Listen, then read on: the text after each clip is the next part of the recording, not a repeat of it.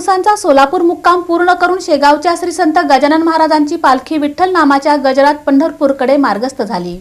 आषाढी एकादशी निमित्त 2 दिवसांचा सोलापूर मुक्काम पूर्ण करून श्री संत गजानन महाराजांची पालखी सोमवारी विठ्ठल नामाच्या गजरात पंढरपूरकडे मार्गस्थ झाली। यंदा प्रथमच पालखीचा मार्ग रामवाडी परिसरातून गेल्याने स्थानिक नागरिकांना पालखी सोहळ्याचा अनुभव घेता आला। पालखी उपलप मंगल कार्यालय, मोदी पोलीस चौकी, जुना एम्प्लॉयमेंट चौक, डफरीन चौक, पार्क चौक, रामलाल चौक, भैया चौक, रेल्वे स्टेशन, लक्ष्मी विष्णू चाळ मार्गे दमानी नगरातील भैरूरतन दमानी अंधशाळेत दाखल झाली। मार्गभर फुलांची उधळण, औक्षण आणि जयघोषात पालखीचे स्वागत करण्यात आले।